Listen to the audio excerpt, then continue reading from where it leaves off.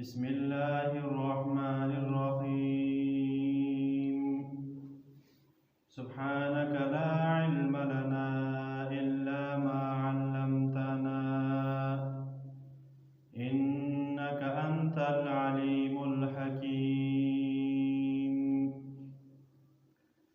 الحج أشهر معلومات فمن فرض فيهن الحج فلا رفث ولا فسوق ولا جدال في الحج وما تفعلوا من خير يعلمه الله. سورة بقرہ شروع مخکې آیت کې الله رب العزت د حج څو احکامات ذکر کړي وو او د نن آیات کې الحج اشهر معلومات. عنوان الآیت بیان وقت الحج ومنهیاته. عنوان د آیات دا دی چې په دې کې به بیانېږي د حج ولا وخت او همدارنګې هغه کارونه چې هغه په حج دوران کې په حج موقع باندې د منع وي. ناول دا فمن فرضا احرم ولزم على نفسه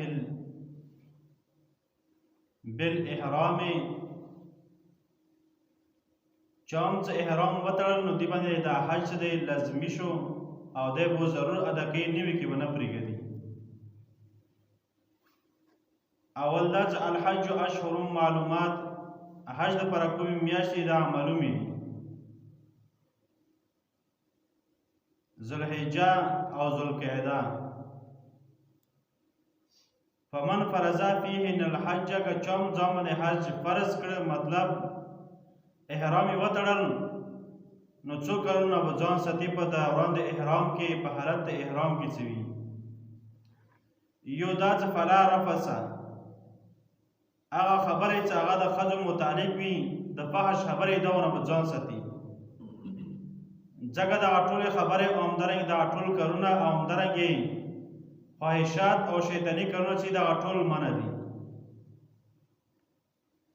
بیا مفسرین ذکر کوي چې دغه رفث څه دی دا عام دی یشمل الفعل والقول د خبرو ته او همدارنګې په کار څه کوي عملی طور باندې یعنی پریکټیکل طور باندې دواړو د شامل دي دا منع دي. بل دا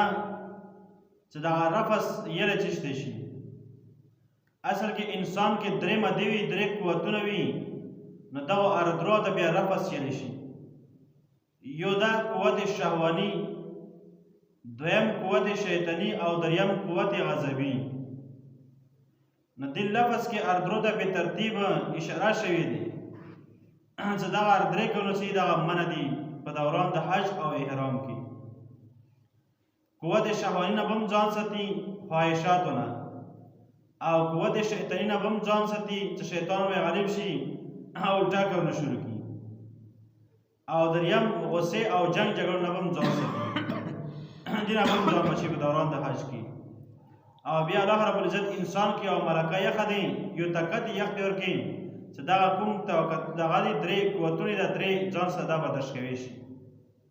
نو ځان کې برداشت مدا پیدا کی او دا کارونه په دوران حج کې به ځان ساتي. بل ولا فسوق د ګناه خبره ونه کوي لکه لا خروج عن حدود الشرع بارتكاب المحظورات. هغه کارونه منه کی چې هغه شرع ته مقرر کړی وي هدي مقرر کړی وي او دی او کارونه الټا نور طرف ته روان شي. دوران د حج کې شرک او همدارنګې نور هغه کارونه چې هغه د پیغمبر او صحابه کرامو نه ثابت هغه کارونه شروع کړي نو دا منع دي. دریم ولا جدال فی الحج او جنگ جګړه نه هم دوران د حج کې به ځان ساتي.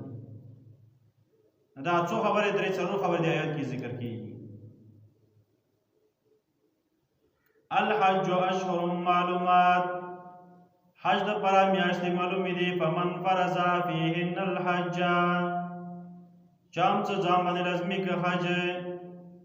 نو فلا رفس ولا فسوق ولا جدال فی الحج دا به د فحش خبرې نه کوي په دوران د احرام یا په حج کې او همدارنګې د ګناه کارونه به نه کوي کوم حدونه ورته شرع مقرر کړي او کې به ننه حج کوم احکامات یې هغه به ادا کوي ولا جدال فی الحج جنگ جګړې به هم نه کوي په حج کې وما تفعلوا من خیر یعلمه الله او ها چوک څه وکړي د تاسو نه یوه نیکي یا د یو د نیکي کار نو پوهېږي الله تعالی په دې باندې چې یاره دا سړي اخلاص او نیکي سره دا عمل کړی دی وتزودوا فإن خیر الزاد التقوى او تاسو ځان سره یوسو توخه یعنی د خرچ او د خوراک وغیره څه وي نو دا هم ځان سره یوسو حج ته وخیر الزاد التقوى فإن خیر الزاد التقوى نو بهترینا توخه دا دی چې انسان اوسه د خپل ځان د سوال کولو نه واتقون یا اولی الالباب ویرګو مانا ای د خوندان د عقل ولو کوم خلک چې عقل لري نو الله تعالی فرمایي مانا ویریږي څوک چې عقل نه لري دنیا کې حیواناتو په شان دی ژوند وي ناغه د شرع کوم احکامات کوم منهیات کوم اوامر او کوم نواهی وي نو هغه کرس کوي حدونه پر کوي